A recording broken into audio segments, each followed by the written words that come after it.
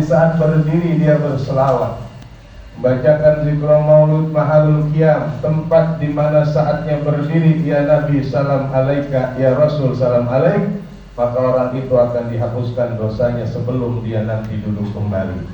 Wa man shalla alaihi wa huwa qa'idun, siapa yang saat duduknya tidak lepas berselawat, maka sebelum dia beranjak berdiri dosa-dosanya telah dihapus oleh Allah. Bahkan man shalla alaihi wa huwa naimun, siapa orangnya yang kemudian dia berselawat kepada Rasul sallallahu alaihi wasallam menjelang tidurnya, ghafarallahu lahu qabla ayyastayqidha min manami, orang itu akan dihapusi dosa-dosanya sebelum bangun dari tidurnya.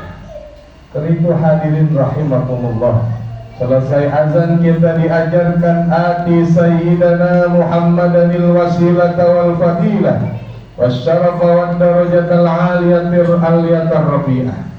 Jadikan salawat itu ati sayyidana Muhammadanil wasilah, jadikan salawat itu sebagai penghantar hajat-hajat kita kepada Allah Ta'ala. Hajat yang rumit, keadaan yang sempit, termasuk ekonomi yang sulit, akan menjadi mudah dengan sering kita berselawat kepada Nabi kita sallallahu alaihi wasallam. Kadang-kadang orang suka naikin status, ada gambar kendaraan, ada gambar rumah mewah, ada gambar lapang tanah yang luas. Sholawatin aja dulu saudara. Ini maknanya dijadikan sholawat sebagai ati sayyidana Muhammadanil wasilah wal fadilah. Karena itu jangan kosongkan diri kita berselawat kepada Rasul sallallahu alaihi wasallam.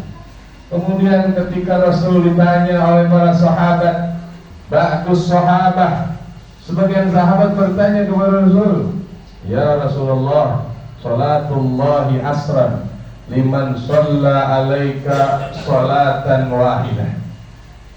Aku dengar keteranganmu ya Rasul, siapa orang berselawat kepada engkau sekali salawat, maka Allah balas dengan 10 kali. Hal zalika liman kana hadirul qalbi, apakah orang yang mendapatkan balasan salawat dari Allah 10 kali ketika berselawat dengan khusyuk, dengan merundukkan hati, dengan mengingat Rasulullah sallallahu alaihi wasallam, berada di depan hadratul Rasul, tempat kita berziarah kepada Rasul.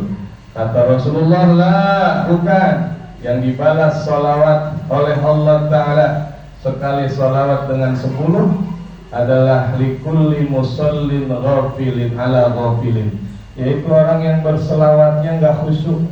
Terkadang salawatan sambil pegang alat rebanah ada, terkadang selawat sambil geleng-geleng kepala, goyang-goyang badan saudara. Salawatnya gak khusyuk, cenderung ala ghafilin, hati kemana, mulut kemana, tidak bersambung hatinya bertaut kepada Rasul, maka inilah yang akan dibalas 10 kali lipat. Bahkan kata Nabi, yu'tihillahu ka'amsalil jibal, pahalanya sebesar gunung, wal malaikah tastaghfirullah, dan bahkan malaikat memohon ampun akan dosanya. Ini yang sholawatnya main-main sudah. Maka sholawat diiringi dengan alat-alat tabuh yang disebut ad-dubuh, rebana. Ini tidak ada larangan. Rasul bersabda, yang begitu saja dibalas dengan 10 kali lipat. Sholawat yang ria dibalas dengan 10 kali lipat. Lalu bagaimana kalau sholawat kita yang sebelum Jumat kita baca sebanyak-banyaknya? Kata Nabi, siapa yang memperbanyak sholawat di hari Jumat, maka tu'radu alayya, pasti sholawatnya akan sampai ke haribaanku. Kata baginda Rasulullah Nabi kita Muhammad sallallahu alaihi wasallam. Bahkan sholawat ini menentukan sholat kita saudara, dimana sholat kita merupakan arkanul aqwaliyah, salah satu rukun-rukun yang mesti kita ucapkan dengan lisan kita, yaitu berselawat atas Nabi sallallahu alaihi wasallam. Man lam yusalli alaihi la sholatalah. Siapa orang yang tidak berselawat di dalam sholatnya, tidak menyertai keluarganya Nabi dalam salawatnya, maka sholatnya tidak diterima oleh Allah Subhanahu wa ta'ala. Demikianlah Ada apa yang dikatakan oleh Al-Imam Syafi'i, pendapatnya menyertakan sholawat wajib disertakan pada saat kita membaca tahiyat yang terakhir. Hadirin rahimakumullah, semoga dengan banyak berselawat pada akhirnya ditentukan kita sebagai orang yang mencintai Nabi kita Muhammad.